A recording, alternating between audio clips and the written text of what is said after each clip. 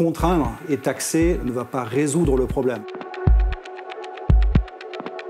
Si on veut réduire nos émissions de gaz à effet de serre, il y a 3 leviers. C'est réduire effectivement, je dirais, les distances parcourues. Deuxièmement, on peut le faire effectivement avec des nouvelles sources d'énergie, avec la voiture électrique, et ça va se faire progressivement. Et le troisième élément, c'est mettre plus de personnes ensemble dans les véhicules, donc plus de mobilité partagée. Et c'est là-dessus qu'il faut agir. C'est le comportement des clients qui a changé aussi dans cette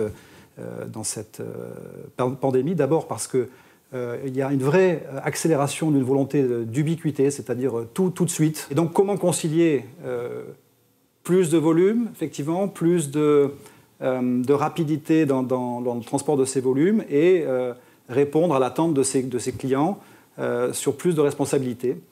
Il y a une solution, et c'est une solution de refond de notre schéma logistique. On sait qu'effectivement, pour que les gens prennent les transports publics, il faut que ce soit compétitif avec la voiture.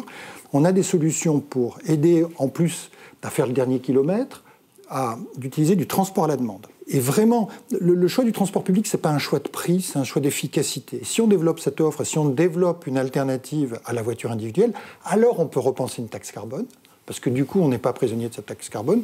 De toutes les manières, une taxe carbone, elle devra forcément être redistributive, parce qu'il faudra aussi permettre aux gens qui ne peuvent pas la payer d'y accéder, parce que l'enjeu de la transition écologique, c'est qu'elle soit inclusive. Elle ne peut pas être les uns contre les autres. Contraindre et taxer ne va pas résoudre le problème. Ça ne sera pas incitatif pour changer les comportements. Donc il faut améliorer l'offre.